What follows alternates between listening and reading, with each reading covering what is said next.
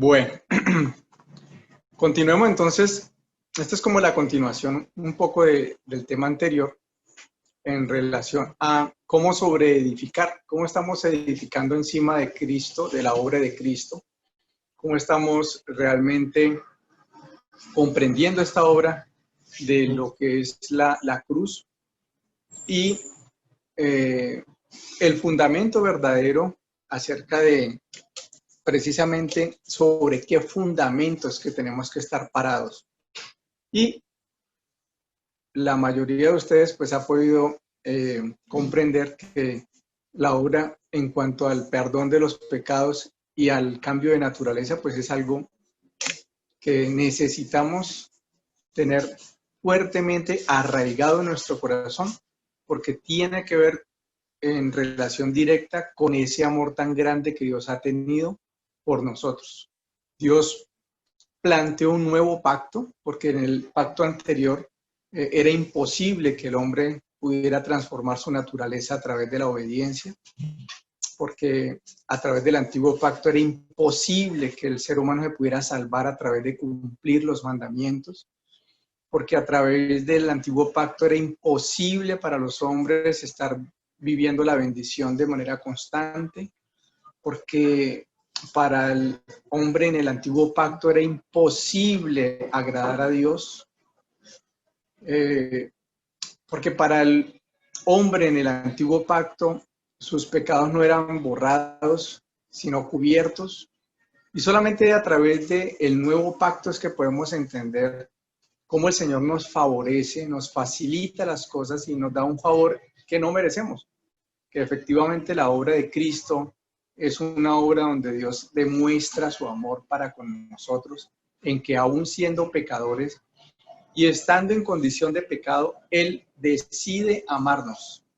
Es decir, Él, sabiendo que no podíamos cumplir con la ley, sabiendo que no podíamos cumplir con las exigencias de la ley, sabiendo que era imposible para nosotros cambiar nuestra naturaleza, pues decide mandar a Jesús para que Él lo pueda hacer, para que Jesús sí pueda cumplir, para que Jesús sí pueda satisfacer al Señor, para que Jesús pueda entregarse por nosotros en un sacrificio que nos va a redimir, no solo de esa condición de la naturaleza pecaminosa, sino de nuestros actos también. Entonces, realmente en la obra de la cruz vemos cómo el Señor nos libra de la naturaleza, nos libra de los pecados, nos libra de los castigos, nos quita la maldición y nos abre la puerta para la bendición. Y todo por creer en la obra de Cristo, ni siquiera porque nosotros cumplamos algo. O sea, la exigencia allí no tiene nada que ver con un cumplimiento nuestro, tiene que ver con lo que cumplió Cristo, tiene que ver con la obra que realizó Cristo. Y el solo hecho de que nosotros creamos en esa obra de Cristo, que creamos en Él, es lo que nos ha facilitado entrar entonces a este nuevo pacto y disfrutar las bendiciones y todo lo que el nuevo pacto nos está trayendo a nuestra vida. Esa es la razón por la que cuando nos centramos a creer de una manera adecuada en el Evangelio, vamos a empezar a ver la bendición fluir de una manera espectacular, de una manera especial. Si nosotros no podemos realmente creer en el nuevo pacto de la manera correcta, lo que vamos a hacer es truncar que los ríos de agua viva no fluyan, sino que se estanquen. Por eso es que el cristianismo se ha vivido de manera tan mediocre y sin el fruto que debiéramos tener. Porque seguimos basados en la condenación, seguimos creyendo que esto es por nuestra justicia, seguimos creyendo que esto es por nuestros actos, seguimos creyendo en el fondo que somos buenos, seguimos creyendo que algo merecemos y no hemos todavía reconocido profundamente que Jesús se mató por ti y por mí era porque nosotros éramos pecadores, de la cabeza a los pies, no había algo bueno en nosotros delante del Señor. Que humanamente nosotros nos hemos creído buenos es otra cosa, pero que a la luz de lo espiritual a la luz del Señor, descalificados totalmente. Tanto que en Isaías, si no estoy mal, el Señor dice que todas vuestras obras son trapos de inmundicia para mí. Pero uno cree que está haciendo una gran gracia. Y en esto me acuerdo una vez, había un bebé de un familiar que a nosotros sí nos parecía raro que estuviera como tan en silencio. Y cuando fuimos a ver, el bebé había estado, se había logrado quitar el pañal y estaba con todas las heces jugando, haciendo así. Era una gracia, pues, porque pues obviamente un bebé se encuentra semejante plastilina y pues la da a disfrutar como si nada. Y entonces le muere y apenas nos vio a mostrarnos a nosotros como quien dice, ¿quieren? ¿Quieren coger?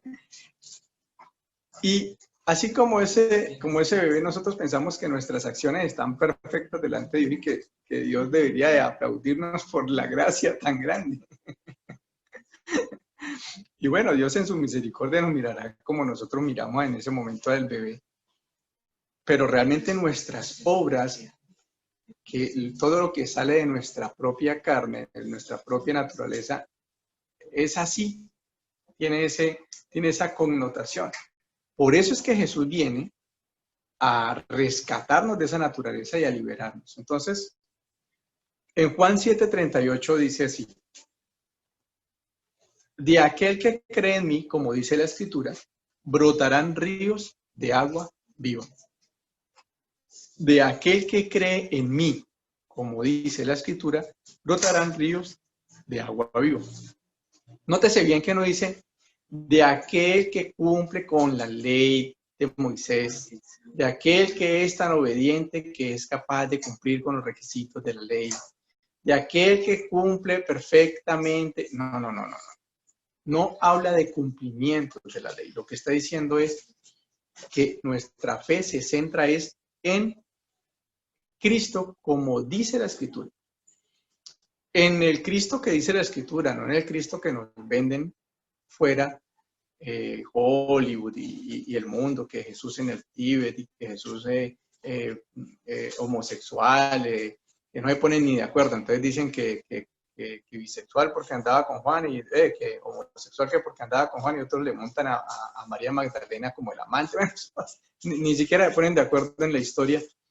Termina ya una cosa toda extraña, ¿no? Si trata de entender eso, mejor dicho, termina uno como loco. No, es como dice la Escritura, no como dicen las personas que quieran andar inventándose vidas de Jesús. Entonces retomemos. Vamos a Romanos 5:15 y aquí quiero que por favor, de verdad, se me pongan muy, ¿cómo se dice? Atentos.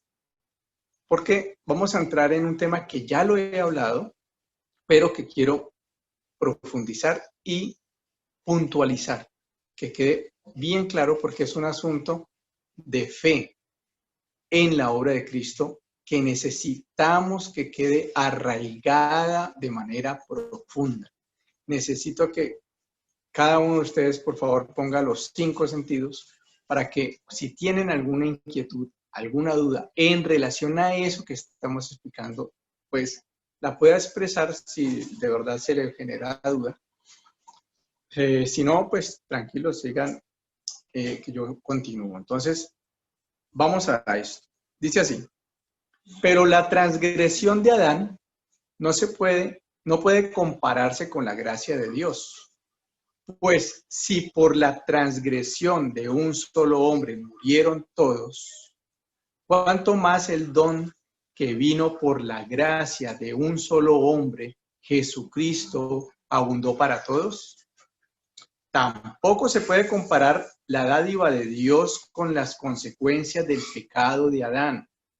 El juicio que lleva a la condenación fue resultado de un solo pecado, pero la dádiva que lleva a la justificación fue resultado de un solo, Pero la dádiva que lleva a la justificación tiene que ver con una multitud de transgresiones.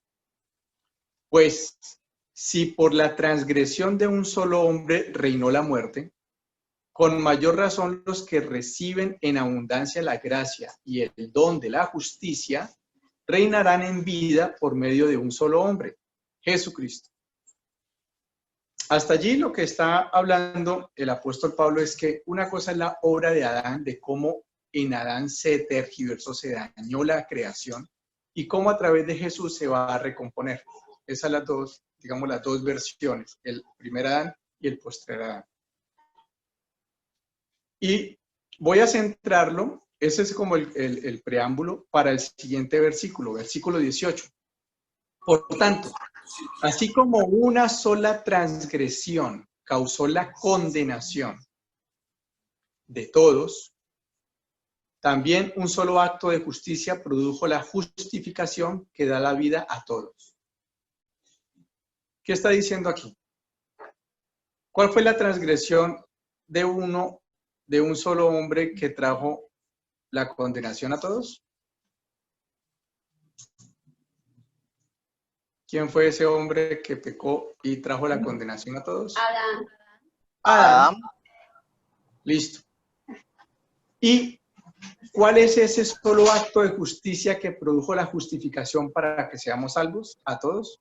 Cristo. La muerte de Cristo. Jesús. Jesús, haber entregado su sangre. Correcto. Ahora veamos lo siguiente. Porque así como por la desobediencia de uno solo, muchos fueron, escuche bien, constituidos pecadores. Estamos hablando de la constitución humana. Estamos hablando de una cuestión de naturaleza humana. La raza humana, cuando la desobediencia de Adán, ¿qué produjo?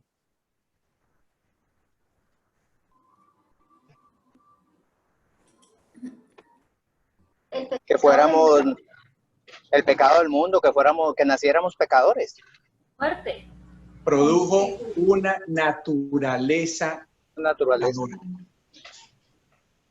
En ese momento, el ser humano, su naturaleza cambió, la constitución de su naturaleza cambió, se volvió pecador. ¿Sí? También por la obediencia de uno solo, los muchos serán constituidos. Cuando dice también por la obediencia de uno, ¿a qué se está refiriendo? ¿Cuál es ese uno que por la obediencia de él los demás serán constituidos justos? Jesús. Cristo. Bueno, entonces establezcamos lo primero. Lo que la Escritura está diciendo es, por el pecado de Adán, la naturaleza humana cambió y se volvió pecadora. ¿Sí? En eso estamos de acuerdo, ¿sí o no?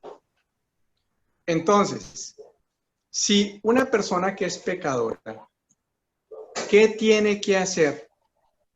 Estamos hablando de Adán hasta llegar a Cristo. Una persona que vivió en todo ese tiempo, ¿qué puede hacer para poder transformar su naturaleza en una naturaleza santa, por ejemplo? ¿Cómo puede hacer una naturaleza pecadora para que se vuelva santa?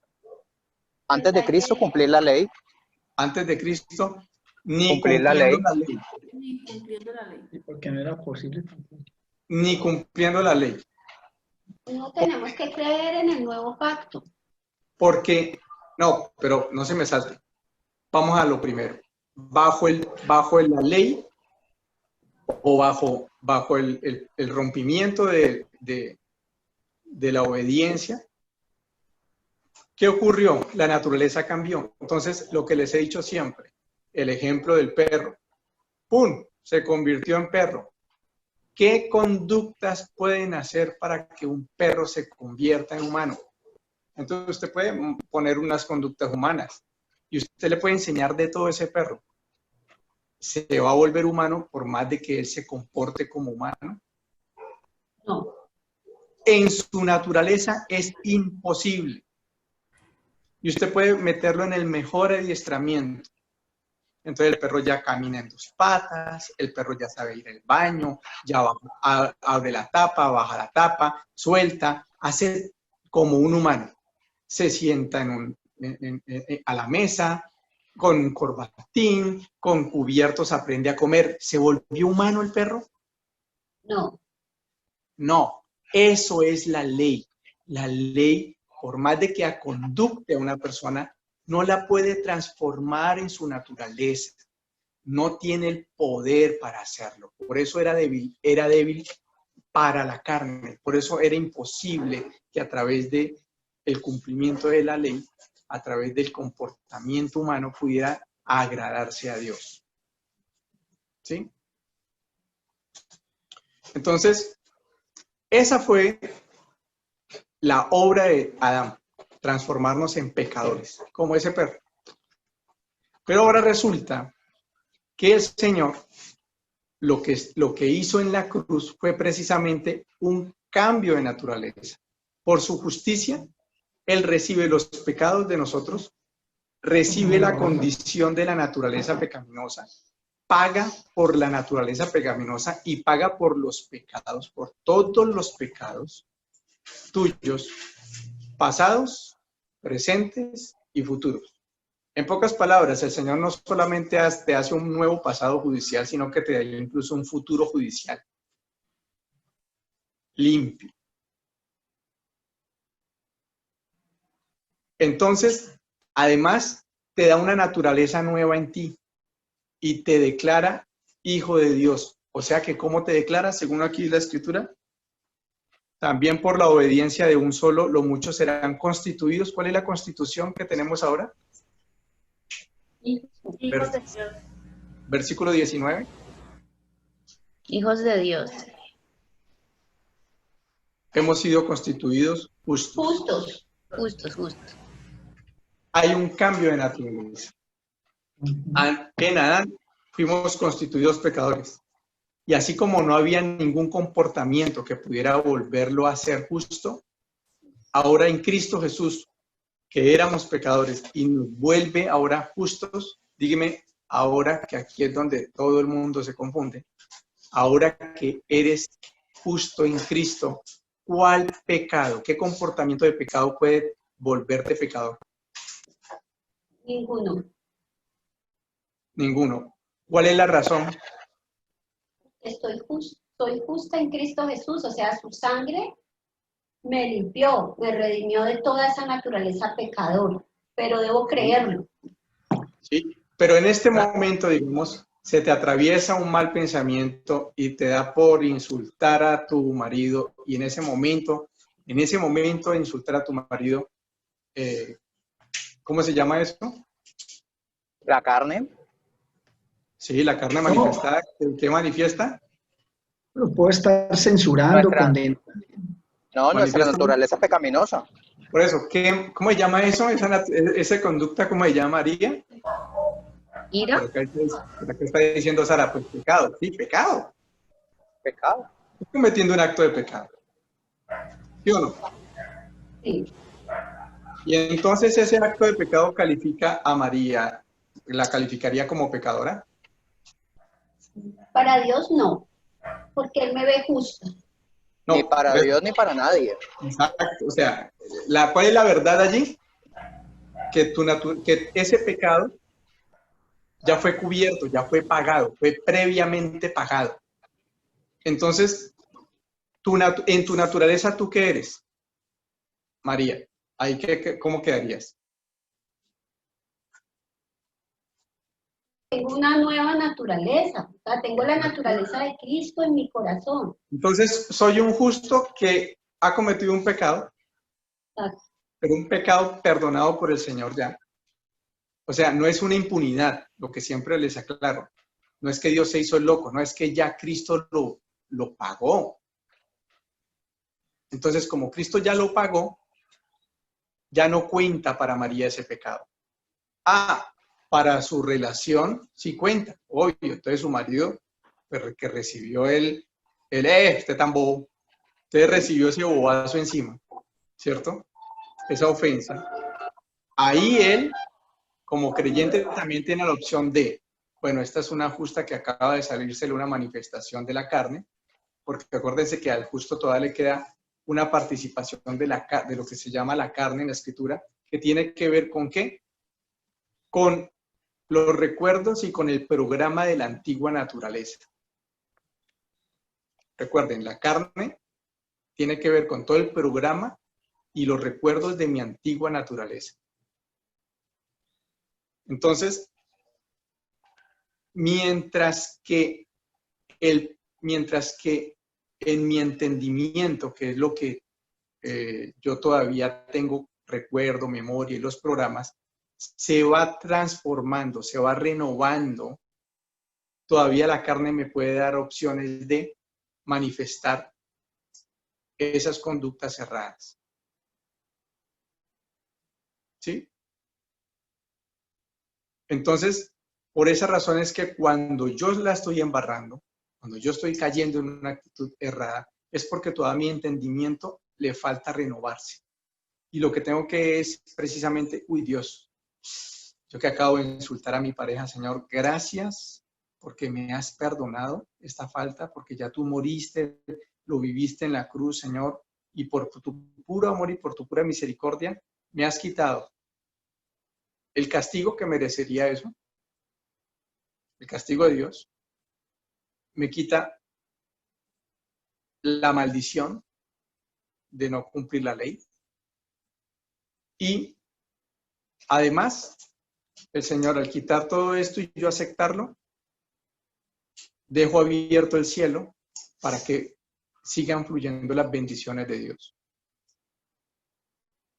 Escuche bien el Leo, orden. ¿me puedes repetir qué pena, Leito, ¿puedes repetir lo último que se me cortó? ¿Desde dónde es lo último? Lo ultimito que dijiste. Bueno, en ese momento que reconozco que la embarré, ¿qué es lo que ocurre en mi conciencia? Que es que como ya Cristo pagó por eso, yo no debo tener conciencia de culpa, porque es algo que ya el Señor limpió. Lo dice en Hebreos, nos limpia la conciencia de culpa. Pero lo que hay es un reconocimiento de la obra de Cristo por mi pecado. Y ahí es donde en mi relación con Cristo yo debo empezar a estrecharme con Él y a aceptar su amor. Porque cuando yo me equivoco y hago efectivo el perdón que Él me ha dado, ahí experimento el amor de Dios. Y ahí es donde yo le puedo decir, Señor Jesús, gracias porque tú en la cruz tuviste que sufrir este pecado que yo acabo de hacer con mi pareja. Y ese dolor que siente mi pareja lo sufriste tú y esta desafortunada acción mía la sufriste tú, la pagaste tú, para que yo no tuviera que ser castigado por eso, para que yo no tuviera que recibir la maldición de no cumplir la ley y que merecería también por eso, y para que además el Señor me siga bendiciendo. Entonces les estaba diciendo era que pilas con esto. ¿Por qué? Porque cuando el creyente se queda en la condenación, no acepta, no está, cuando la embarré con mi pareja y ay no, ya la embarré, no, es que yo no sirvo, no, y ya dejas que Satanás te llene la cabeza de acusaciones. En ese momento no estás aceptando el amor de Dios, no estás aceptando la obra de Cristo, no estás aceptando su perdón. Luego, entonces, ¿qué queda? Autocastigarme, queda automaldecirme, caigo de la gracia, significa que me voy a someter a la ley y por lo tanto la bendición se frena. Es lo que el apóstol dice cuando expresa de la gracia os desligáis todos aquellos que quieren cumplir la ley y la obra de Cristo queda sin efecto en vosotros. A eso se refiere. ¿Cuándo pierde efecto la obra de Cristo en mí? Cuando yo la rechazo.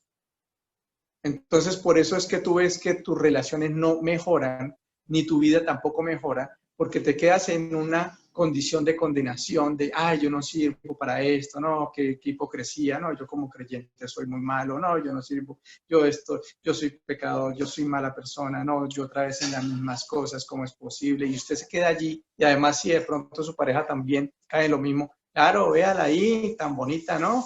Vea esas palabras tan chéveres, y eso que es cristiana, y eso que oró, y eso que esta mañana la vi orando, y eso que no sé qué, y empieza además el otro también, o la otra, dependiendo pues ya de la pareja, la soltemos a María del Pilar, independiente de quién sea, o tus propios hijos también pueden entrar a condenarte, o el vecino, o el que sea, el del cuarto, el del tercero, o el del primer piso. No importa quién, si también cae en la condenación, pues sencillo, acuérdense que condenar es cuando yo no perdono y dejo al otro, usted es un irresponsable, es que usted como es de irresponsable, ¡pum! Ya, ahí le tiraste la piedra para matarlo. No puedes cambiar, no hay vida, hay muerte. Ese es el camino de la ley, ese es el camino de la condenación. Esa es la razón por la que cuando tú no te has aceptado, no te has permitido aceptar la obra de Cristo, tú terminas luego deprimido. Todo lo que es, acuérdense, depresión, estrés, angustia, miedos, adicciones, todo esto son autocondenaciones que tú no te has dado cuenta que tienes. Son maneras de autocondenarte. Todo ese tipo de emociones de miedo, de angustia, de pánico, de terror, de adicción, de desprecio, de sentimiento de depresión, de sentimiento de aburrimiento. Todo eso es autocondenación, es porque en algún punto ya Satanás logró convencerte de que tú no eres, no sirves, no vales, no importas, eres rechazable, es que todo el mundo me mira mal, es que me hacen el feo, es que me hacen el feo. O sea, todas esas son maneras de autocondenación, porque no estoy recibiendo de la gracia de Dios, no puedo recibir el amor de Dios, me siento descalificado por Dios, por lo tanto también me descalifico y me siento descalificado por todos. Entonces, por eso es tan importante comprender de qué se trata esto de la obra de la cruz, esto de entender y de comprender cómo es que opera esto y qué relación tiene esto con el tema que veíamos la vez pasada. Pues todo, porque una de las primeras cosas que Dios siempre va a permitir probar es nuestra fe en la obra de Cristo. Es nuestra fe en la identidad que Él ya nos dio en Cristo. El Señor lo que nos ha dicho es, usted es mi hijo amado. Usted ya es mi hijo. Bueno, ahora tengo que pasarte por diversas pruebas para que te convenzas, para ver que tu fe esté consolidada de que eres mi hijo. Y pues obviamente van a llegar situaciones y circunstancias en donde Satanás te va a poner a prueba de si eres el hijo de Dios. Fue la primera prueba, fue la primera tentación que tuvo que vivir Cristo antes de empezar el ministerio. ¿Se acuerdan? Cuando Jesús va al desierto, que el Espíritu le lleva. Entonces, ¿cuál fue la pregunta? Si eres el Hijo de Dios. Ya cuando Jesús tenía hambre, entonces le dijo, haz que se conviertan estas piedras en pan. Si eres el Hijo de Dios, o sea, puso en duda su identidad en el Señor. Le ponen, eso es lo primero que Satanás va a atacar, porque si logra sacarte de allí, te vence. Entonces, no solamente le está poniendo en duda, sino que además está diciéndole, haz que estas piedras se conviertan en pan. En pocas palabras, si usted es hijo de Dios, ¿por qué está aguantando hambre? Haga usted mismo las cosas. Es un hijo de Dios.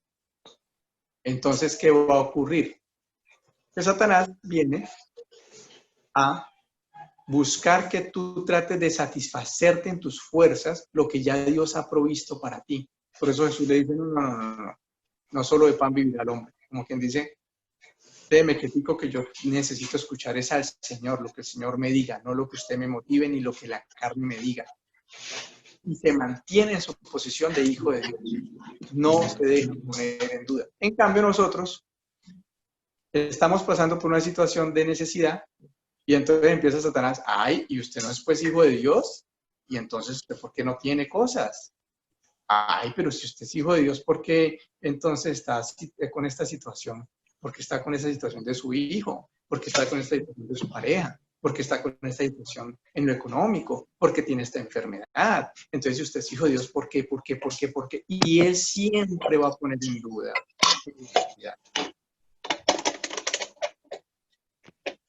Hay un micrófono abierto, por ahí a alguien se le está filtrando un sonidito. Entonces, como pueden ver, todo el asunto de las circunstancias que Dios está poniendo a prueba, precisamente, ¿se acuerdan en la enseñanza del sábado pasado? Entonces, lo que es la naturaleza común en la Tierra, en el planeta, mediante la presión de las placas tectónicas y el fuego, se empiezan a formar las piedras preciosas, ¿sí? O, por ejemplo, la esmeralda o el diamante. Un diamante con 53 toneladas de peso, de presión, 53 toneladas de presión y un fuego de 2000 y pico de grados centígrados genera entonces que un carbono, que es un elemento que vale muy poco, se convierta en una piedra preciosa de gran valor. Eso es lo que está haciendo el Señor bajo esas pruebas y circunstancias que nos pone en la familia, con las circunstancias, el trabajo, todas esas acomodaciones que Él hace alrededor nuestro para presionar nuestro estado natural, para que se salga eso natural, para que entonces yo me dé cuenta cómo es que a través de un conflicto yo me imagino cosas. Eso es escoria, imaginaciones, interpretaciones. Cuando voy a ver la realidad, no es verdad. Fue algo que yo me imaginé y me ofusqué más de lo que debía, porque es que yo pensé que la intención del otro y empiezo a poner intenciones y empiezo a poner pensamientos y empiezo a colocar cargas en los demás que el otro probablemente ni ha pensado, ni lo ha hecho de esa manera, ni ha tenido en el corazón nada, ni está cargado. Pero Dios permite esas situaciones para que te des cuenta de cómo tú mismo estás viviendo una cárcel, cómo tú mismo estás viviendo una amargura, cómo tú mismo estás viviendo una atadura, cómo tú mismo te estás dañando la vida, cómo tú mismo te estás dejando limitar la felicidad, la alegría, a tal punto de que cuando ves a una persona se te amargó el día. ¿Cómo así? Le diste el poder a una persona que te amargara tu día. Qué importancia tan grande que le das a otra persona sobre tu vida, pisoteando tu vida. Entonces es un irrespeto total a tu libertad y eso es una manera de autocondenarte. No merezco ser feliz.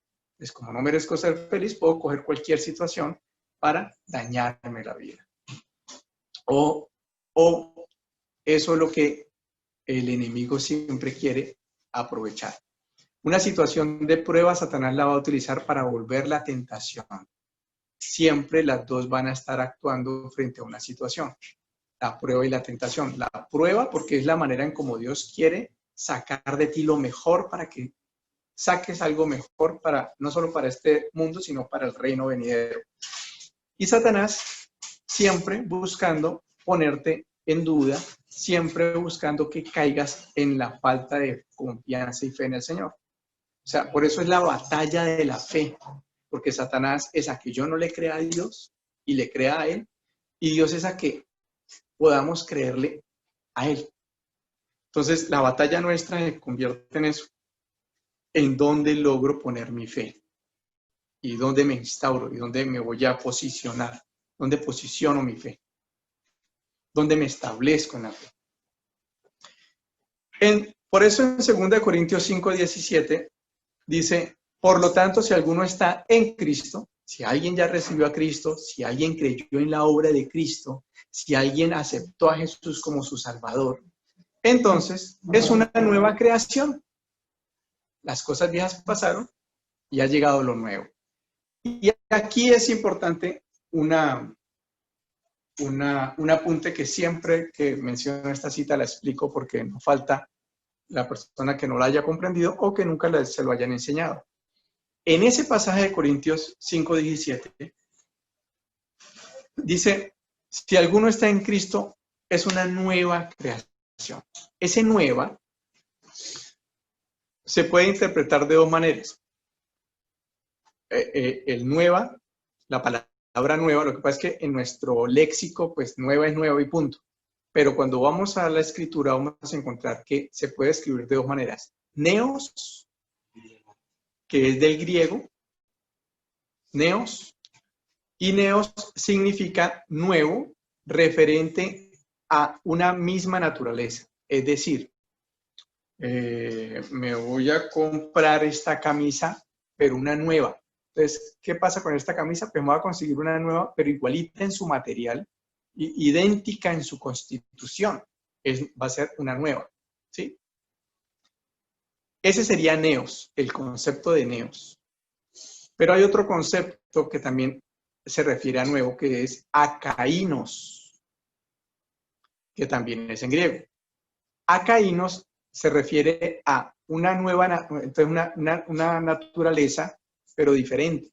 Es decir, yo me voy a conseguir yo ya quiero cambiar de camisa, entonces voy a comprarme una akainos, o sea, una nueva camisa, pero resulta que es una camisa hecha con un material especial que es incorruptible, que no le entra la polilla, que escasamente se necesita lavar porque ni siquiera se le pega el mugre. La naturaleza de esa camisa es tan buena que su constitución es diferente. Ese nuevo es akainos. Es una naturaleza diferente. Y es exactamente akainos la que se utiliza en 2 Corintios 5:17. Entonces, lo que en 2 Corintios 5:17 dice es, por lo tanto, si alguno está en Cristo, akainos, nueva criatura, akainos, criatura, es nueva criatura. Es una creación nueva porque se cambió la naturaleza, la constitución. Y ahora tu constitución es de justo, de hijo de Dios, justo. Entonces, como tu naturaleza fue la que ya cambió, entonces la pregunta del millón, la que me harán, o la que se harán mucho, la que siempre me hacen, bueno, entonces, ¿por qué razón entonces uno termina pecando? ¿Por qué uno vuelve y peca? Entonces la respuesta sigue siendo la misma. Pues, a ver, una cosa es que ya el Señor puso en ti la nueva naturaleza, porque colocó en ti su Santo Espíritu, derramó sobre tu vida su Espíritu, pero resulta que tu entendimiento no ha sido renovado. Hay muchos conceptos cerrados que todavía estás creyendo de ti mismo, porque todavía no has podido creer plenamente que eres una nueva criatura en Cristo.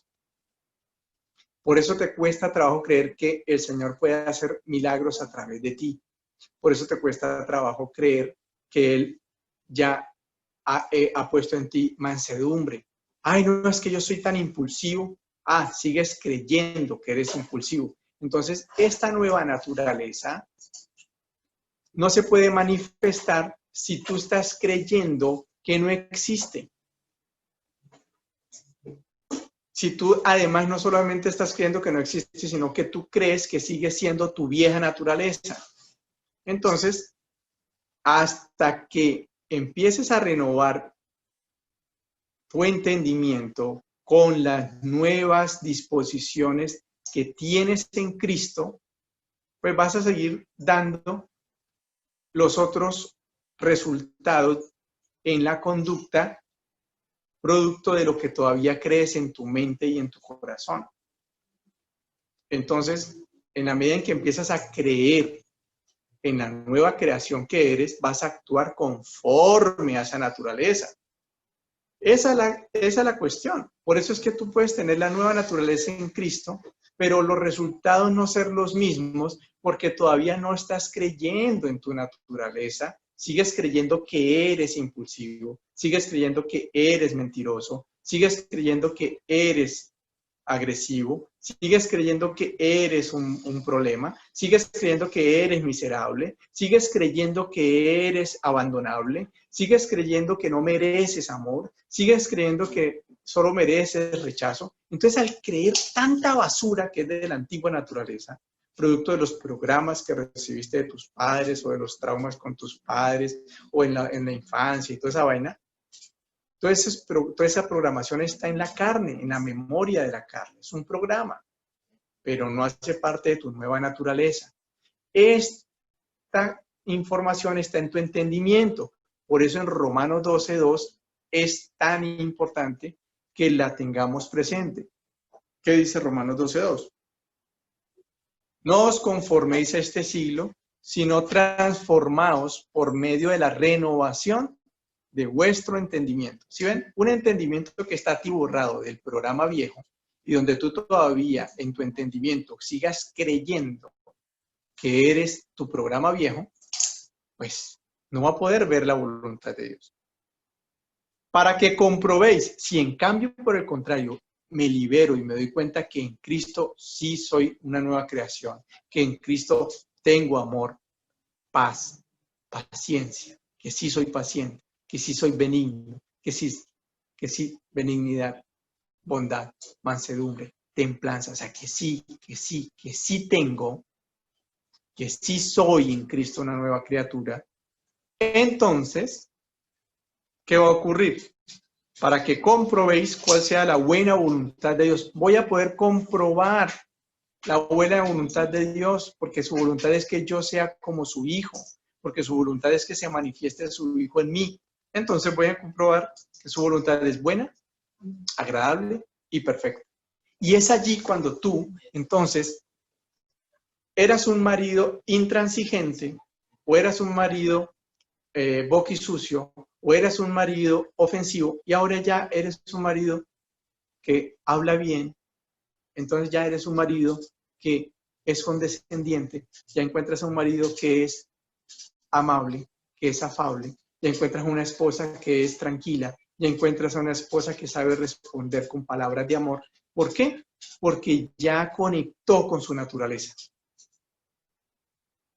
Pero a veces lo que Dios tiene que hacer para romper ese entendimiento que todavía sigue sin conectar con la nueva naturaleza, tiene que meternos en esos hornos de presión donde nos pone a presionarnos los unos a los otros en situaciones diversas para que ese carácter que tú todavía sigues creyendo que eres se reviente.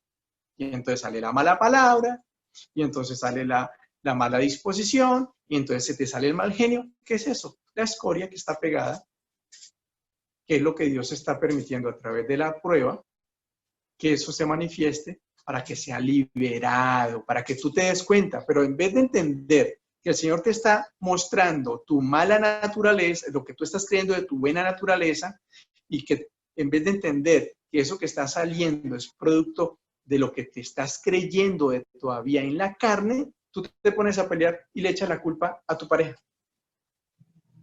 Sigues enredado en creer que el asunto es que es tu pareja, que es que si tu pareja cambiara. Sigues creyendo que es que el problema es de tu pareja.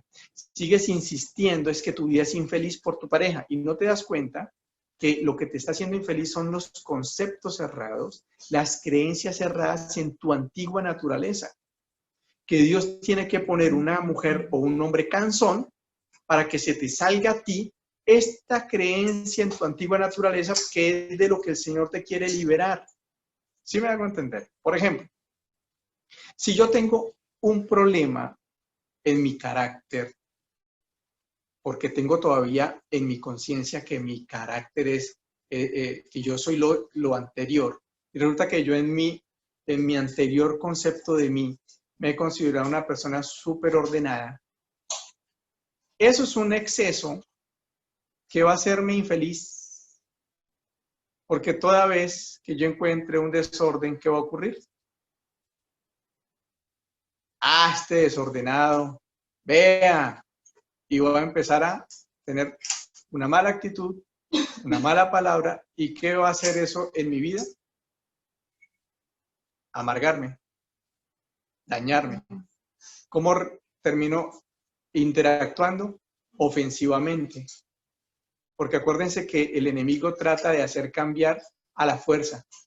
La estrategia del enemigo es ofender, siempre hacerte sentir mal, porque cree que es haciéndote sentir mal que vas a cambiar. O sea, el método de Satanás es la condenación, hacer sentir mal al otro, así sea ofendiendo, dañando, criticando, murmurando, para que cambie. Entonces resulta que, bueno, esta persona, en vez de comprender que Dios le está liberando de su perfeccionismo o de su excesivo orden, empieza es a condenar al otro por el desorden. Pero resulta que para eso lo puso Dios allí. Puso ese desorden a esa persona que anda en desorden para mostrar esta esclavitud al orden que tú tienes, que no te deja ser feliz y que te está volviendo el alma hecho pedazos. Pero como humanamente ser ordenado es bien, tú crees y te justificas que es que lo que tú estás alegando es lo correcto. Entonces, por eso les digo yo a las parejas, mientras ustedes sigan alegando quién tiene la razón, que es que usted tiene la razón, que es que miremos, no es que te vas a perder en el juego que Satanás está haciendo. Y es que no puedes comprender cuál es el objetivo de Dios, cuál es el propósito de Dios en esa circunstancia de conflicto. ¿Cuál es el propósito que está haciendo Dios en este conflicto? Porque no es solamente en tu vida, obviamente en el desorden del otro Dios también está actuando con tu exceso de orden, obviamente. Pero aquí no se trata de arreglarle la vida al otro, se trata de que tú primero te des cuenta de tu propósito, del propósito de Dios contigo. Y entonces vas a poder comprender que las personas que tienes al lado son perfectas, perfectas para la obra que Dios está haciendo de liberarte de esquemas que te están haciendo infeliz, para liberarte, para que sueltes tu vieja naturaleza, para que disfrutes de la nueva y tengas la oportunidad de ganar galardones no solo aquí, sino allá. Beneficios no solo aquí, sino galardones allá. Es decir, cómo cada quien sobreedifica con oro, plata, piedras preciosas, ¿verdad? Si yo logro comprender aquí, Señor, gracias porque es que me liberaste. ¿Quién dijo que yo soy excesivamente ordenado? No, yo aprendía al orden, pero es que yo no es que seas supremamente, no. Tú me has enseñado porque tú eres un Dios de orden y me gusta el orden, pero el desorden nunca va a generar en mí una desazón tan horrible y tan asquerosa que entonces mi vida volvió un asco. No. El orden no puede producir eso, ni el deseo del orden puede producir en el Señor, no puede producir ese despelote. Con eso, por eso vamos entendiendo que en la medida en que nuestro entendimiento se va ajustando a nuestra nueva condición de la nueva criatura, entonces es cuando vamos a encontrar que los resultados o los frutos van a aparecer y van a ser coherentes a mi naturaleza. Entonces, por eso no hay que juzgar a los hermanos cuando, y eso que es cristiano.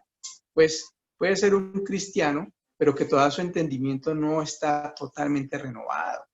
Es para que entramos en condenaciones, para que andamos juzgando a los demás que porque actuaron mal o porque se equivocaron en algún momento dado. Todos nos podemos equivocar en un momento dado. No somos todavía perfectos en el entendimiento de nuestra nueva criatura en Cristo. Por eso es que el creyente puede terminar creyendo que se volvió hipócrita. No, es que yo ¿cómo le voy a dar la cara a mis hermanos si yo me equivoqué tan feo?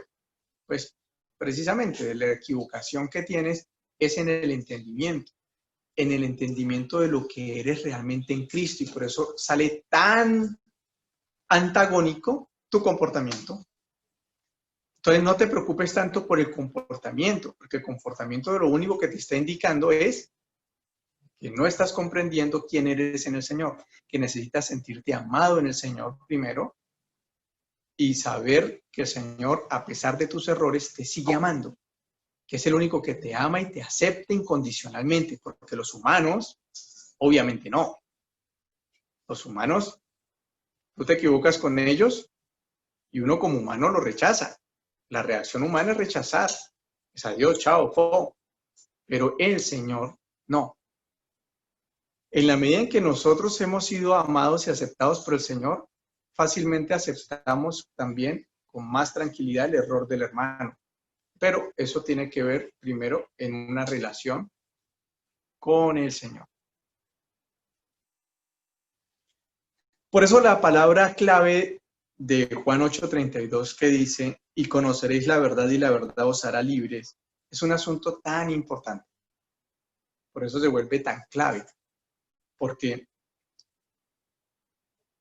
implica que si logro identificarme con la nueva naturaleza, si logro identificarme con la verdad que tengo en Cristo, de que soy una nueva creación y estoy capacitado por el Espíritu y que tengo amor, gozo, paz, paciencia, benignidad, bondad, fidelidad, mansedumbre, templanza, entonces se irá ajustando paulatinamente mi comportamiento. Pero el creyente constantemente lo que hace es dudar de su identidad en Cristo, de lo que tiene, de su verdad, porque se equivoca en el comportamiento, que es cuando va a salir de ahí.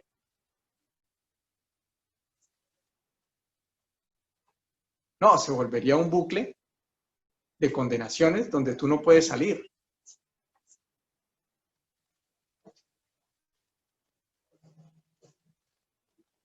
En 2 de Timoteo 4:7 dice Pablo, le dice a Timoteo, he peleado la buena batalla, la de la fe. He terminado la carrera, me he mantenido en la fe. ¿Cuál es nuestra fe? Pues la obra de Cristo. Para nosotros es la obra de Cristo, el nuevo pacto. Cuando vamos a Mateo 27:39,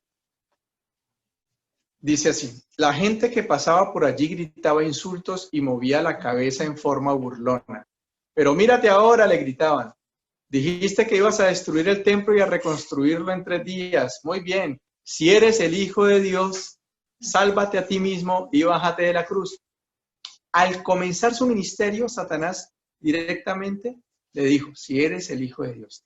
Y al finalizar ya la obra culminada de Cristo, Satanás siguió atacando con el mismo argumento, porque lo quería hacer bajar de la cruz, porque no quería que él lograra el cometido, porque sabía que si lo bajaba de la cruz vencía.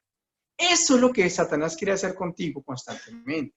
Si eres el Hijo de Dios, entonces sálvate de ti mismo, bájate de la cruz. Los principales sacerdotes, los maestros de la ley religiosa y los ancianos también se burlaban de Jesús. La burla es una manera de incitar la carne de una manera fuerte. Salvó a otros, se mofaban, pero no puede salvarse a sí mismo. Con que es el Rey de Israel, ¿no? Que baje de la cruz ahora mismo y creeremos en él.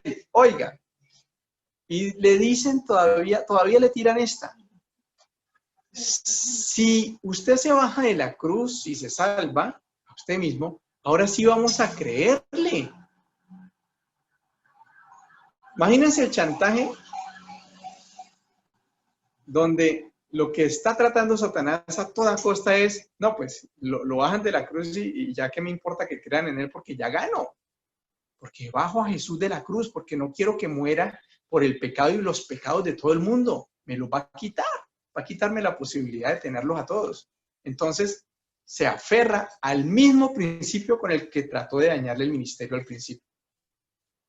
Si eres el Hijo de Dios.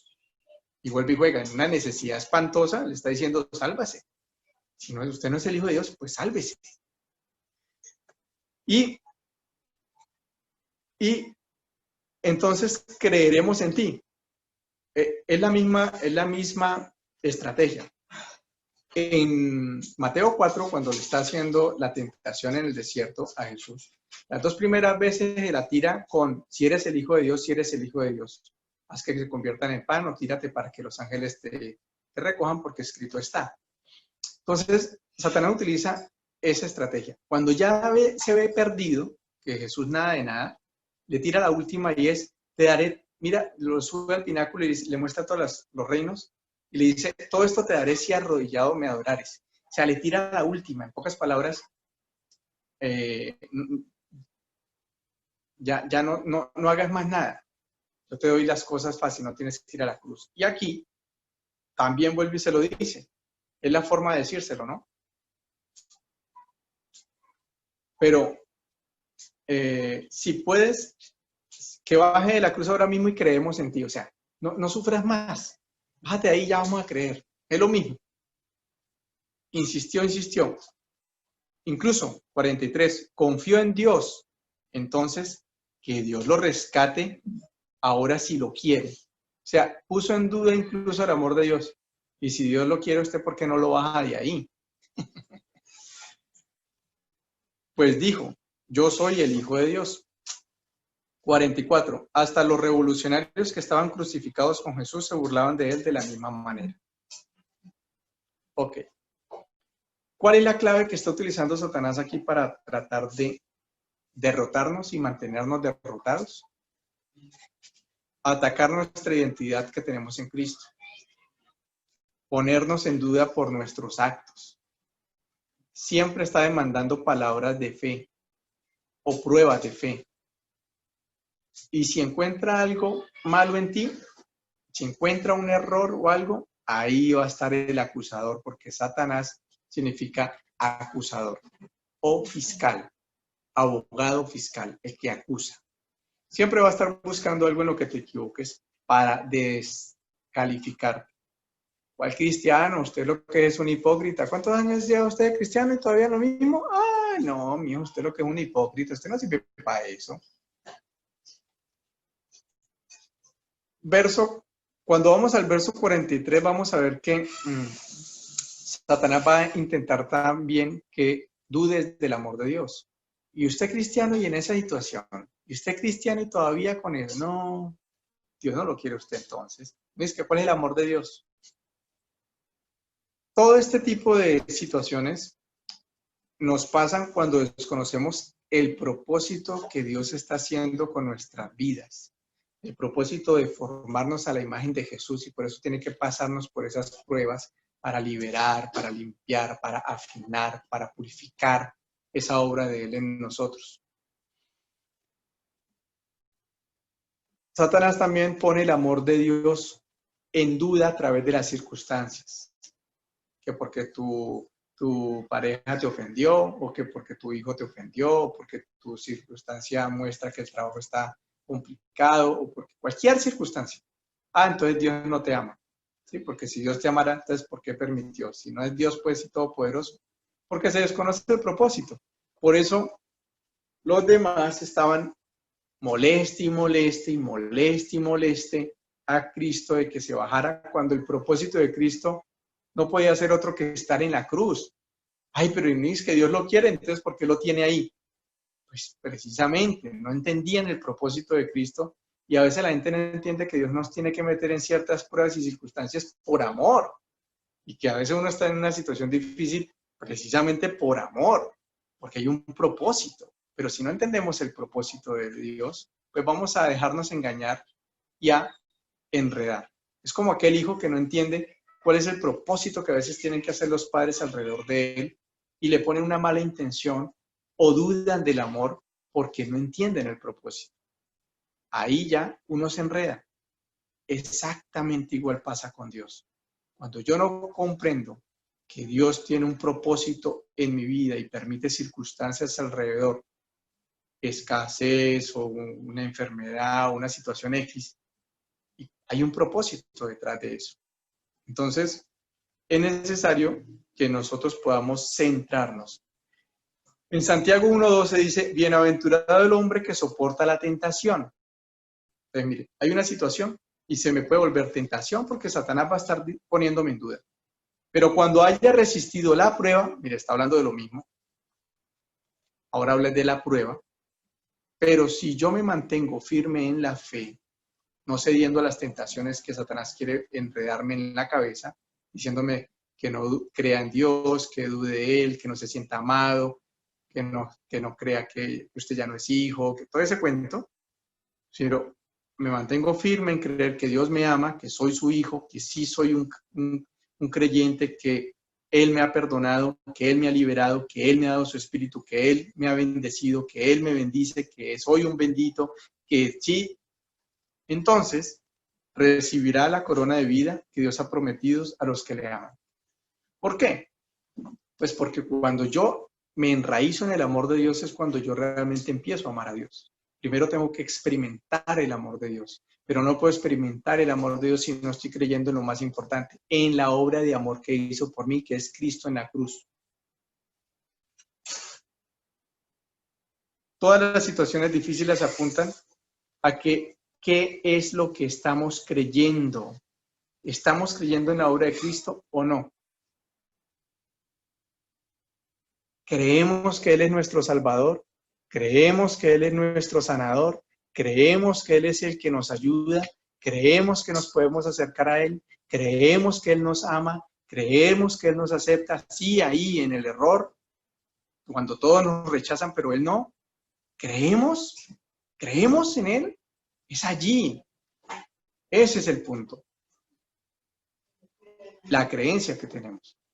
En el momento en el momento de la situación, por eso vamos a ver que Satanás entra en escena también a hablarnos, para condenarnos, para tentarnos, para hacernos poner en duda.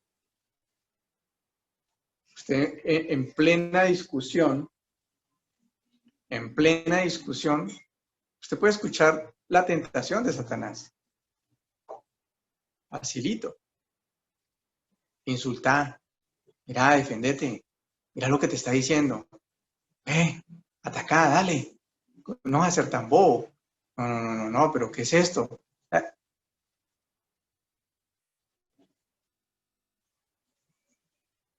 Pero si nos mantenemos en la verdad de Dios y en su palabra y pasamos la prueba y no insultamos y ponemos la otra mejilla y no nos metemos, no nos ensartamos, no nos ensarzamos, pasamos la prueba y entonces somos aprobados por Dios como personas que pudimos tener mansedumbre, nuestro carácter se fortalece, terminamos logrando la presión adecuada que el Señor quería, soportándola para liberarnos de un mal carácter, por ejemplo, o de un carácter de revancha, o de un carácter pendenciero que era de nuestra antigua naturaleza.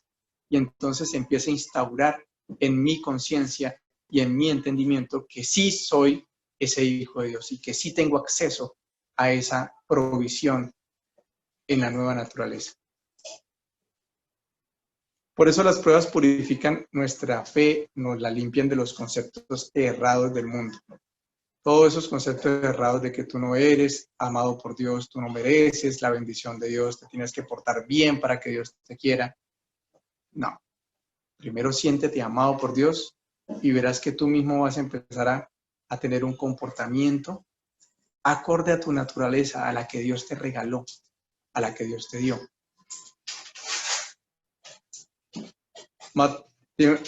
Timoteo 2 Timoteo 4:7, he peleado la buena batalla, he terminado la carrera, me he mantenido en la fe.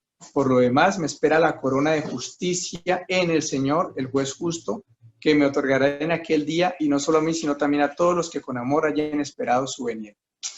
¿Sí ven? El Señor nos empieza a liberar, y lo que hace a través de todas estas circunstancias no solo es liberar nuestra fe, sino que nos quiere premiar, quiere que incluso cuando soportemos la prueba, cuando logremos pasar la circunstancia con éxito, Él nos quiere galardonar. Además, no solo nos bendice, sino que quiere darnos un premio mayor. En pocas palabras, estamos por todo lado bendecidos. Por todo lado es favorecidos. Por todo lado.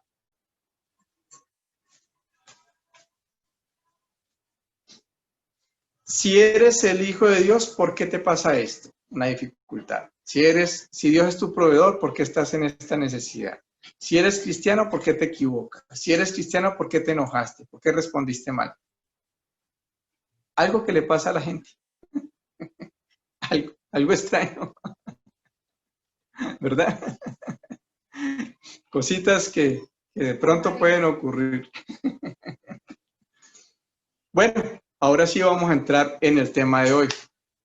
Esa era la introducción.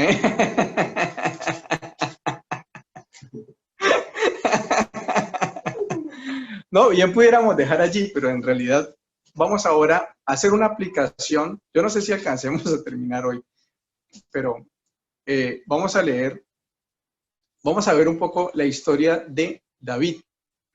Una historia que es muy conocida, por lo tanto creo que se nos va a pasar rápido, porque es una historia conocidísima que yo creo que hasta Sara, mi hija menor, la habrá escuchado yo no sé cuántas veces en su colegio y en otros escenarios. Miren lo que ocurre. Primera Samuel 17. Los filisteos reunieron su ejército para la batalla y acamparon en Efes Damín, que queda entre Soco en Judá y Aseca. Ahí nomás, ahí ya se ubicaron, ¿verdad? Geográficamente.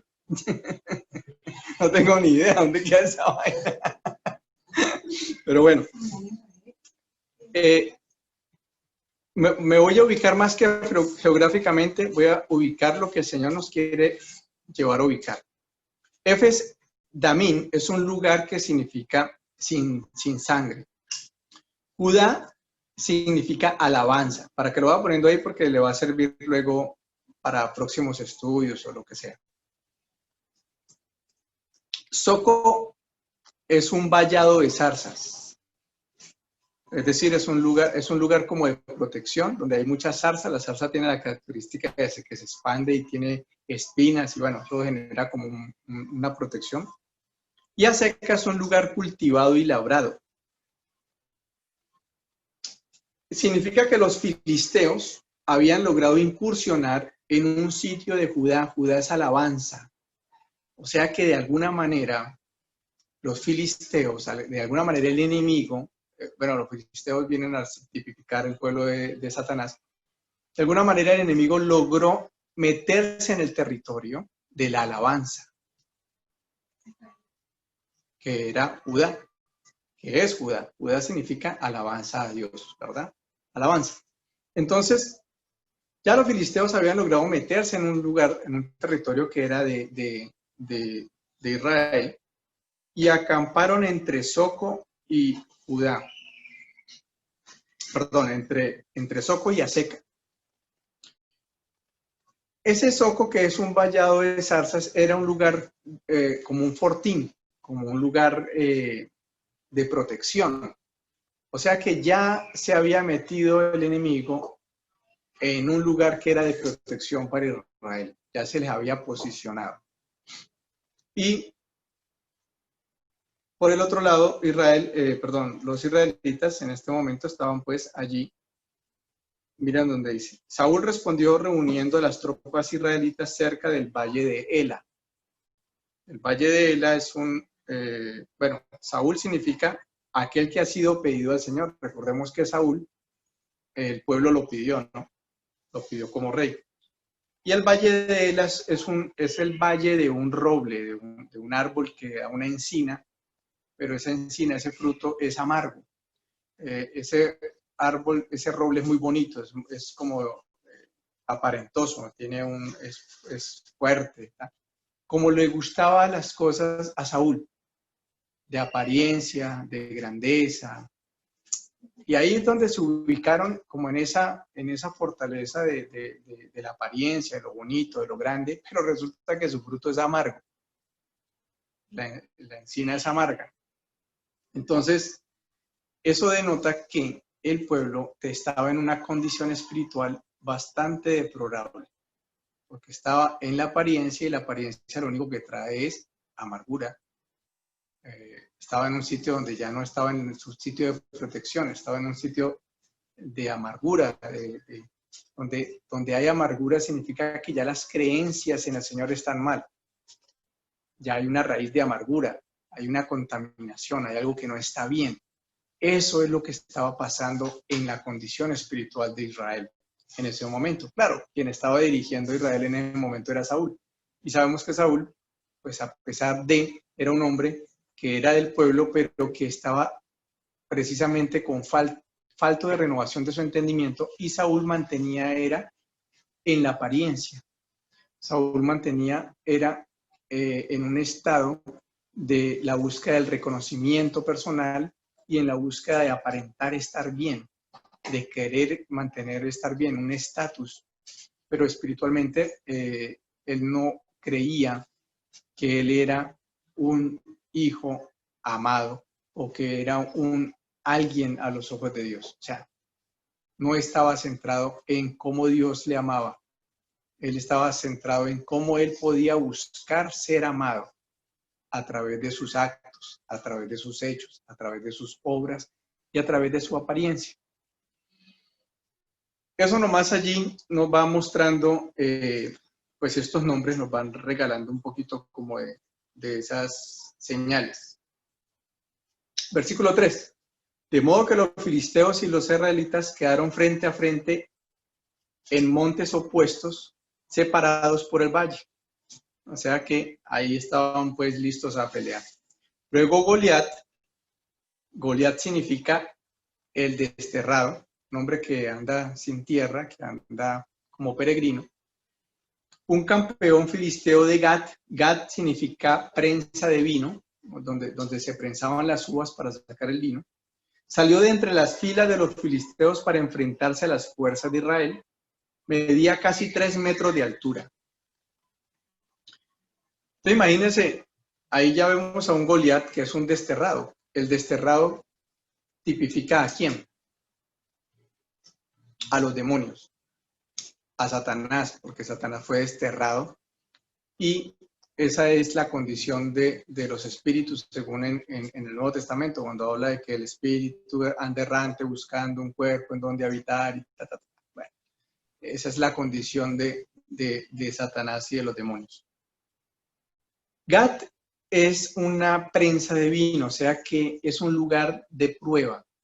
Representa el triturar para sacar lo mejor de, ¿no? O sea que este Goliat que había sido desterrado y que representa el destierro, el andar vagando, también es sinónimo de prueba, o sea que va a ser un instrumento de prueba. Y de hecho se corrobora cuando vemos en el 5.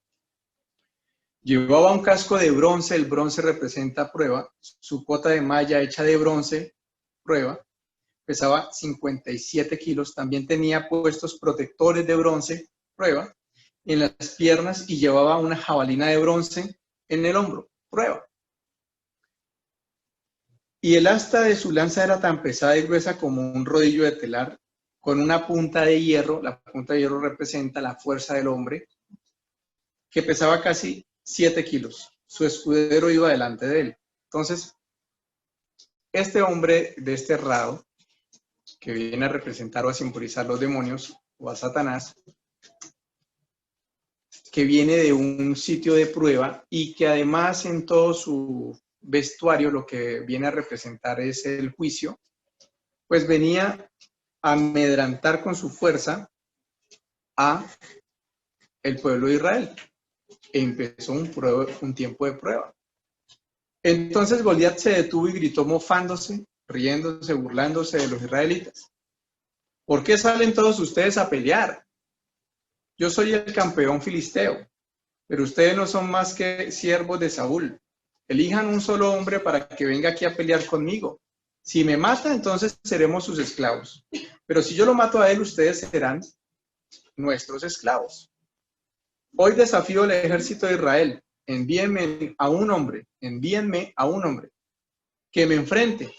Cuando Saúl y los israelitas lo escucharon, quedaron aterrados y profundamente perturbados.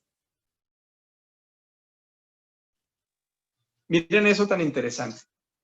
Siempre que escuches la voz de Satanás y creas en ella, siempre vas a tener como resultado el miedo y la perturbación profunda. Si en tu corazón hay miedo y perturbación profunda, es porque has estado creyendo más a lo que Satanás dice.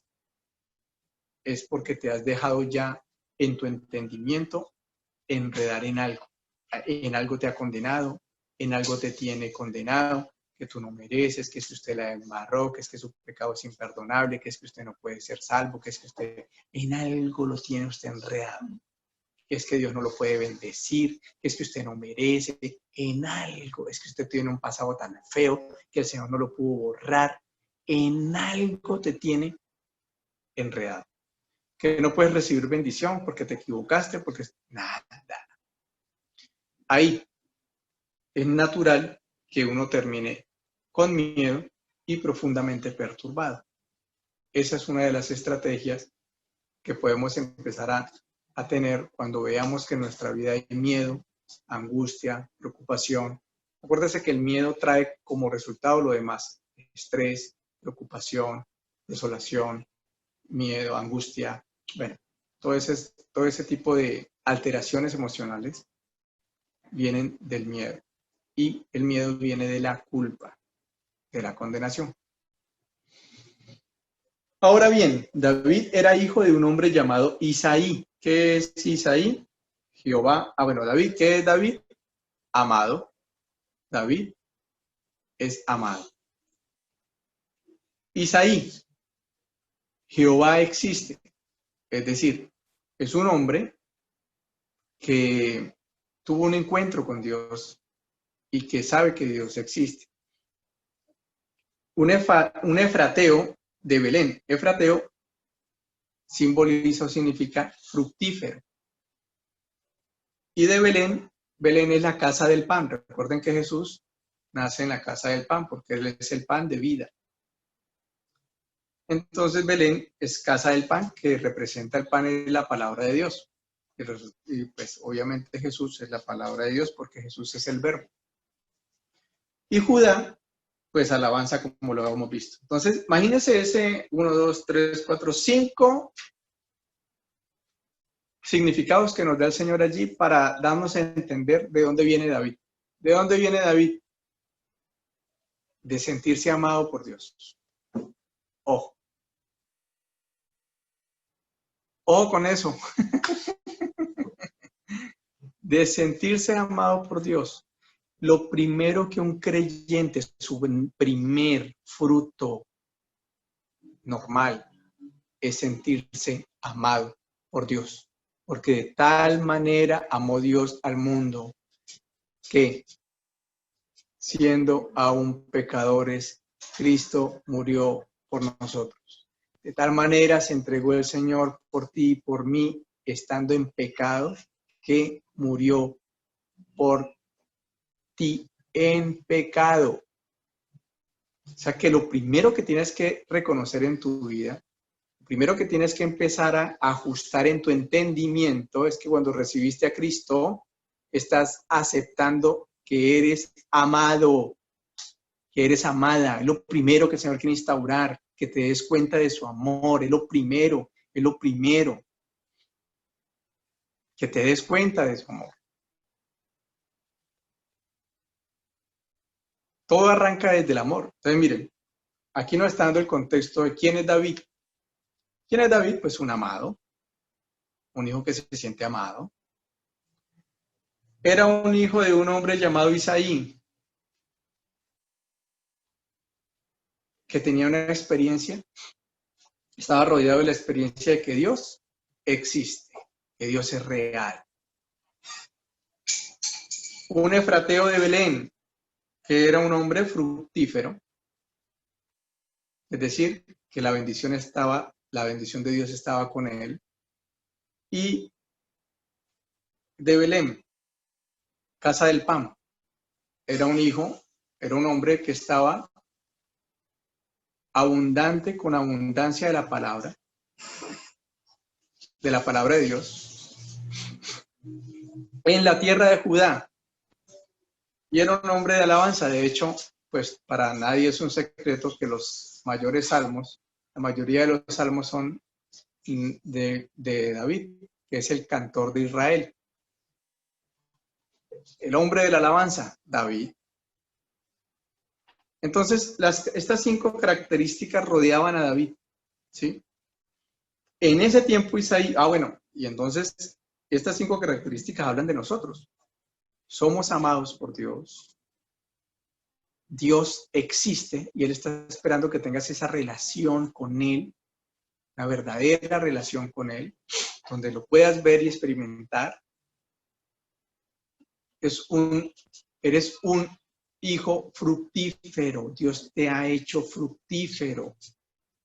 Ajusta tus patrones nuevos, ajusta tu nueva naturaleza, ajustemos en nuestra conciencia, en nuestro entendimiento, que eres amado, soy un amado de Dios, soy un amado de Dios, Dios es real, tengo una experiencia con Él, Él me ha hecho fructífero y entonces estoy lleno de bendición y para bendecir he sido llamado, va a ser tan fructífero que voy a poder compartir frutos para otros, voy a ser de bendición a donde quiera que vaya.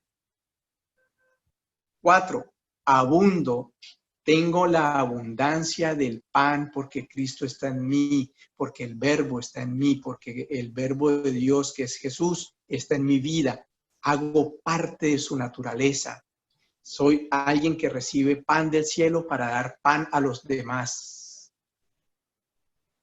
Y he sido llamado a la alabanza. He sido llamado a alabar a Dios, a glorificar a Dios, a exaltar a Dios para que para Él sea la gloria. ¿Ok?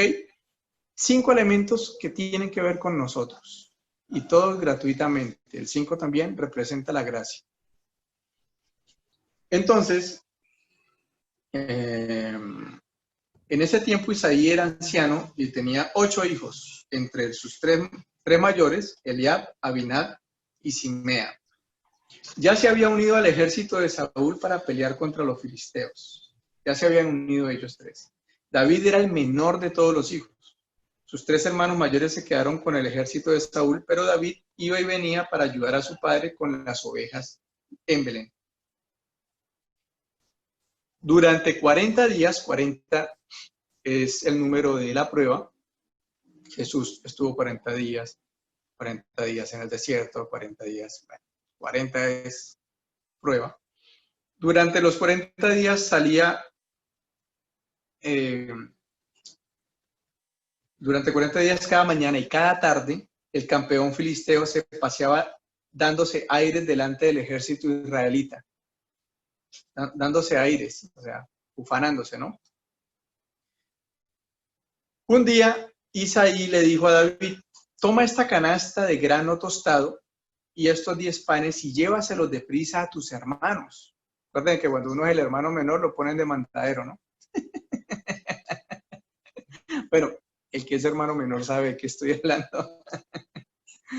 Que vaya a la panadería, que vaya. Entonces, llévale estos 10 pedazos de queso a su capitán. Averigua cómo están tus hermanos y tráeme un informe de cómo les va. Los hermanos de David estaban con Saúl y el ejército israelita en el valle de Ela, peleando contra el filisteo.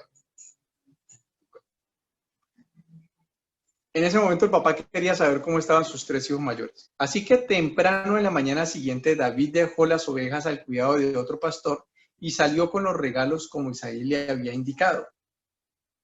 Llegó al campamento justo cuando el ejército de Israel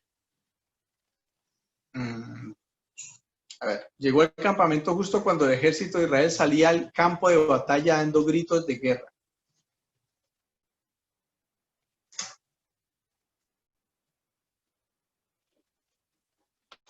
Poco tiempo después, las fuerzas israelitas y filisteas quedaron frente a frente, ejército contra ejército. David dejó sus cosas con el hombre que guardaba las provisiones y se apresuró a ir hacia las filas para saludar a sus hermanos. Mientras hablaba con ellos, Goliat, el campeón filisteo de Gat, salió de entre las tropas filisteas. En ese momento, David lo escuchó gritar y sus ya acostumbradas burlas al ejército de Israel. Tan pronto como las tropas de Israel lo vieron, comenzaron a huir espantadas. Miren lo que pasó con el ejército de Israel. Cuando escuchaba a Goliat, ¿cómo salían? Atemorizadas. Ese es el fruto de la apariencia, ese es el fruto de estar gobernados en la carne.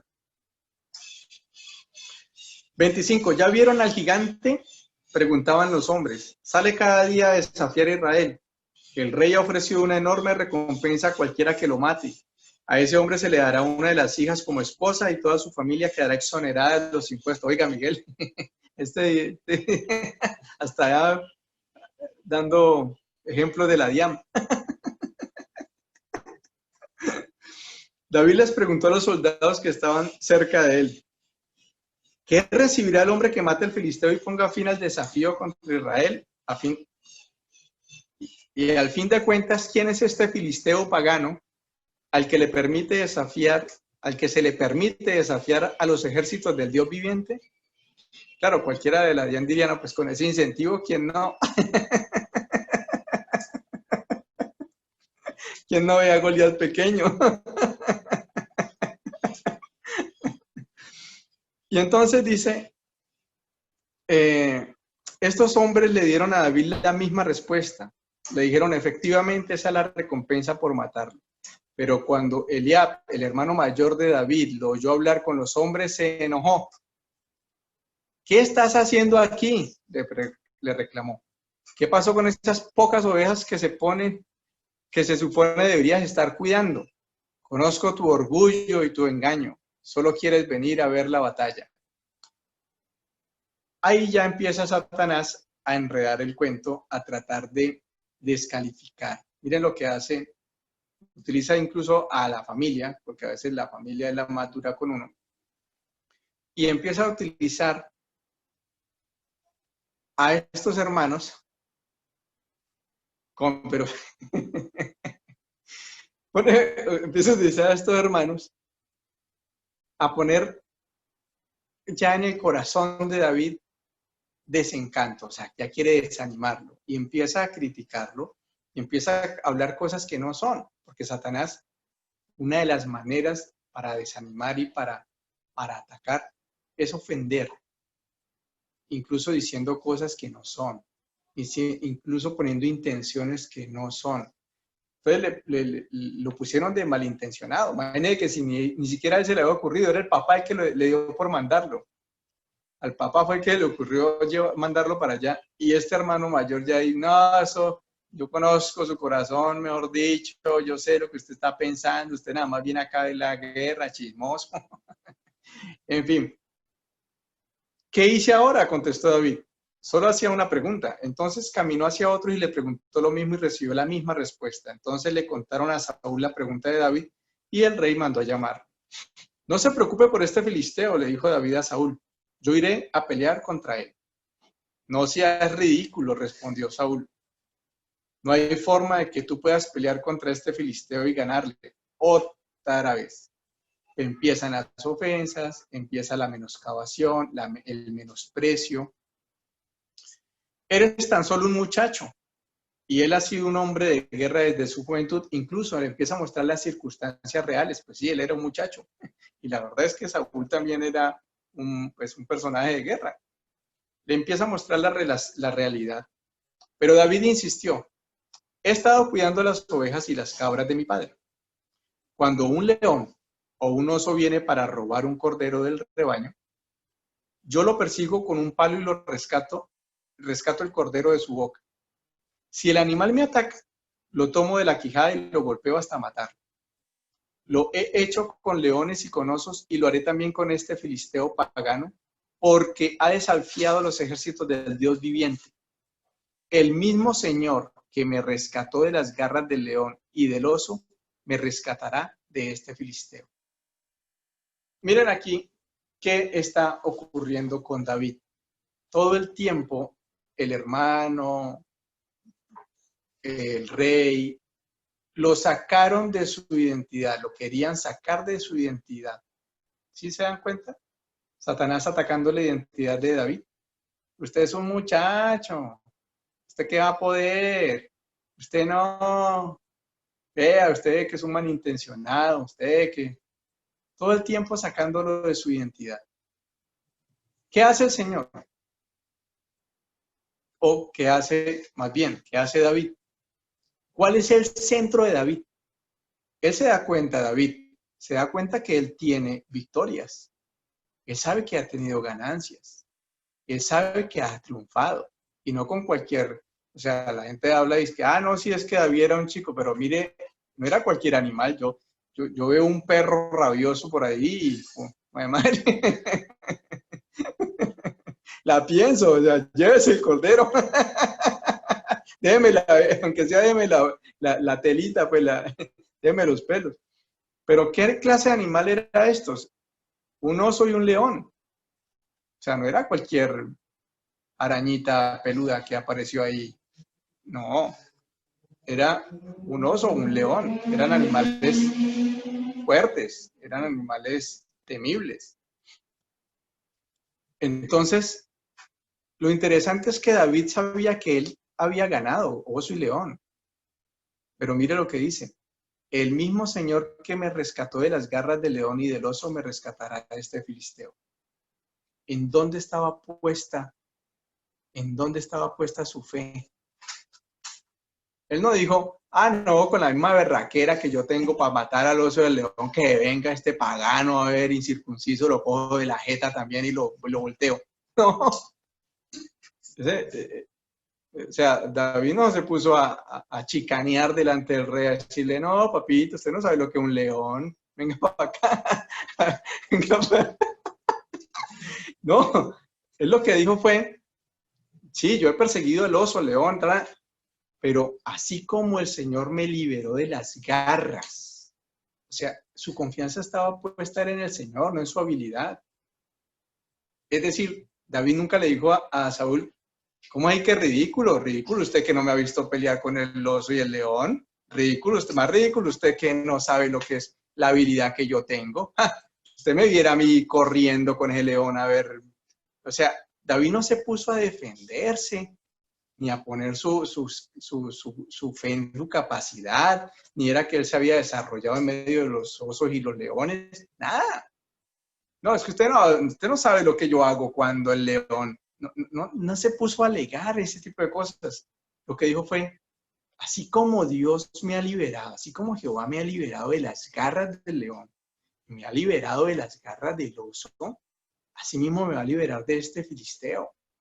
¿Cómo enfrentaba las circunstancias David? Nos está mostrando el David cómo enfrentaba las circunstancias, cómo lo hacía.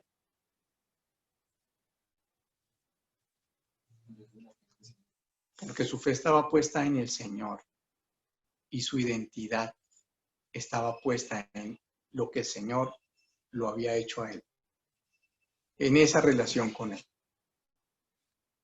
Así que Saúl por fin accedió. Está bien, adelante, y el Señor esté contigo. Después Saúl le dio a David su propia armadura, otra forma en que Satanás busca sacarlo de la identidad que tiene en el Señor David. Un casco de bronce y una cota de malla. David se los puso, se ciñó la espada y probó dar unos pasos porque nunca antes se había vestido con algo semejante. Yo creo que David ahí como por, uy, venga, yo nunca me he puesto esto, venga a ver cómo es esta vaina. No puedo andar con todo esto, le dijo a Saúl. No estoy acostumbrado a usarlo. Así que David se lo quitó. Mire, rápidamente David identificó que su armadura, que su vestuario no era acorde a su naturaleza. Venga, esto no va conmigo, hermano. Yo ni puedo caminar con esto. Y no se puso a ensayar delante de Goliat. Lo que dijo fue, no, yo me quito esta vaina. Esto no va conmigo. ¿Qué le quiso montar Saúl? El juicio. ¿Qué le quiso montar? La fuerza. ¿Qué le quiso montar Saúl? Las fuerzas humanas. Hágalo a la fuerza. Hágalo con su poder. Hágalo con el poder hágalo el juicio. Vaya, usted también empieza a entrar en juicios. No. Esto no me sirve.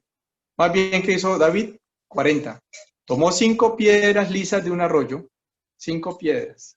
Recuerden que 5 es el número de la gracia. Y las metió en su bolsa de pastor.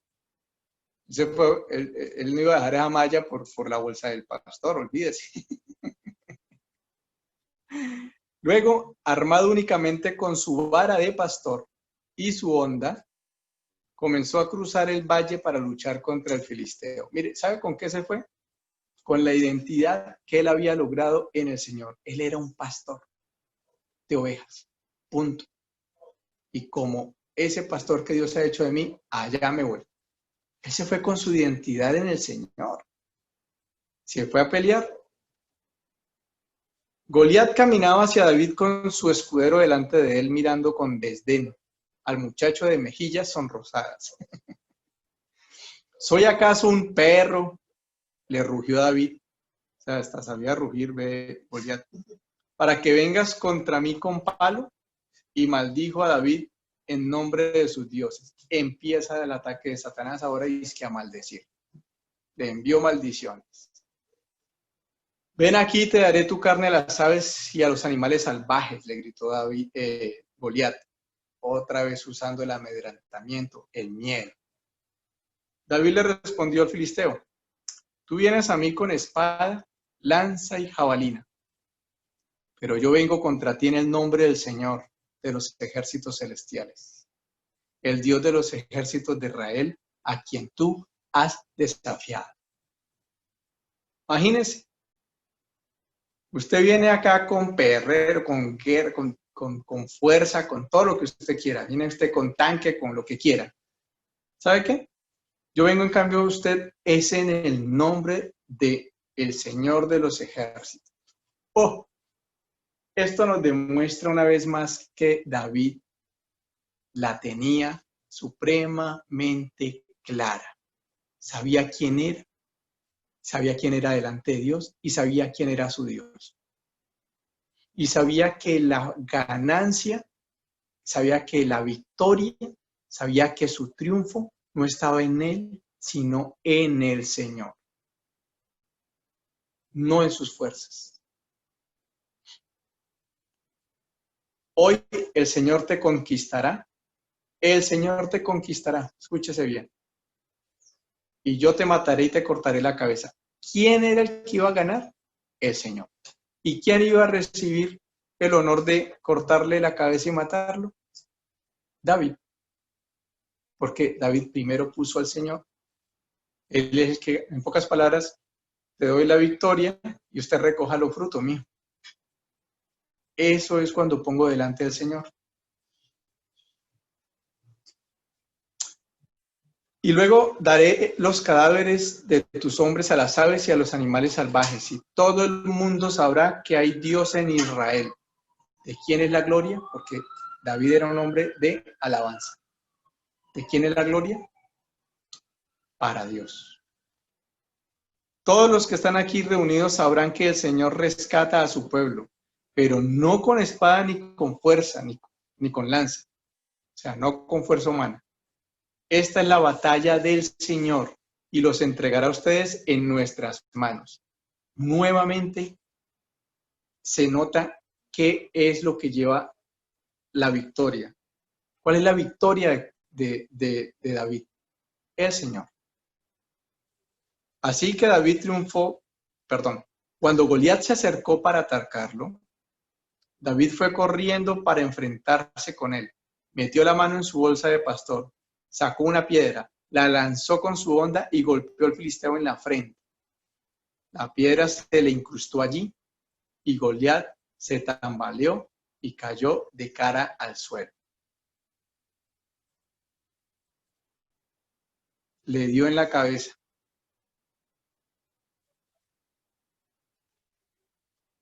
Así que David triunfó sobre el filisteo con solo una honda y una piedra,